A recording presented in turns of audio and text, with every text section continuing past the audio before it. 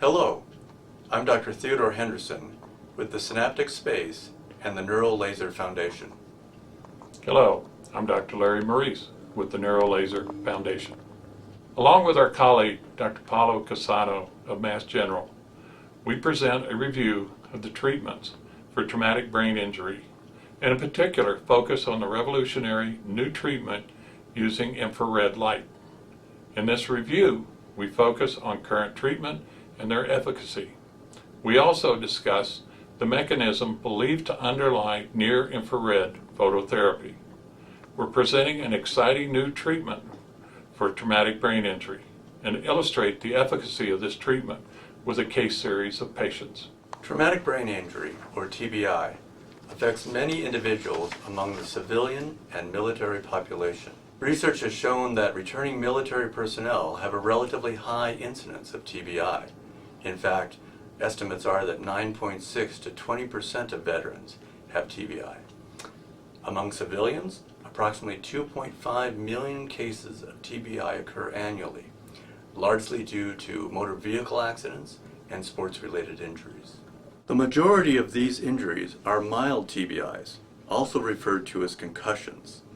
However, it is a mistake to assume that mild TBI are benign and yield no significant lasting sequelae. In fact, many patients with mild TBI experience lasting symptoms including headache, visual disturbance, cognitive impairment, loss of executive skills, impulsivity, impaired judgment, emotional outbursts, relationship difficulties, memory impairment, dizziness, fatigue, anxiety, and depression. The Veterans Administration acknowledges that often the diagnosis of TBI can be missed in patients who have both TBI and PTSD because of the significant overlap of symptoms.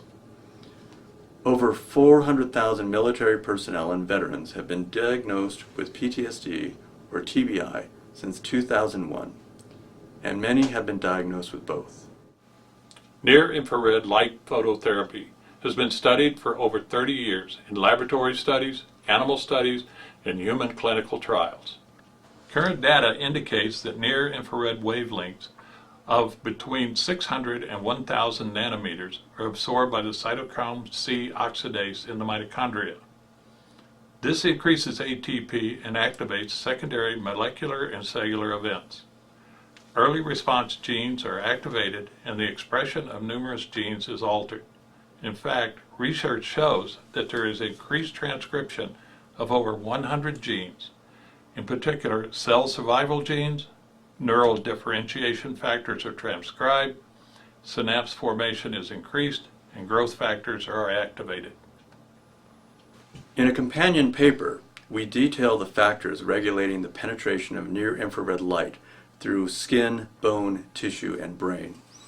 Our studies have shown that low-power infrared light in the milliwatt range does not penetrate a full-thickness section of human skin. We've also found that low-power devices do not deliver any significant infrared energy to a depth of 3 centimeters into the brain. These findings in our lab and other laboratories support the use of higher-powered infrared light sources. We have used infrared lasers in the power range of 10 to 15 watts to treat patients with traumatic brain injury. In a series of 10 patients with traumatic brain injuries, all in the mild to moderate categories, and duration since injury ranging from months to 10 years. We have found clinical improvement in all cases. 40% were male and 30% had obtained their head injury in the military service. Let's hear about their symptoms. Some patients were depressed and suicidal. The mean QIDS, Quick Inventory of Depression Symptomatology score, was 25.3. After a series of 10 to 20 near-infrared light therapy treatments over the course of 8 to 10 weeks, the patients all had complete resolution of sleep disturbances, improved headaches, improved depression symptoms, with no suicidal ideation. The QIDS score fell to 2.2. Most patients had less anxiety, much less irritability, and their marital relationships had improved. That your You're able to move easier, or use your hands easier, or talk easier? Yes, especially my speech. I've noticed really my speech has gotten a lot more fluid. It didn't happen overnight. It was multiple treatments, but you notice a difference. You notice you could sleep better at night. I was calmer. I wasn't as angry as often. I wasn't as just spastic as I used to be. I could sit down and concentrate. The change in symptoms and function has not been transient. The duration since treatment ranges from 12 to 48 months. It's given me a new life or a new opportunity to, after 30 years of stagnating. Yeah, I'm still seeing the benefit. After how long? A year. I'm still seeing the benefit after a year.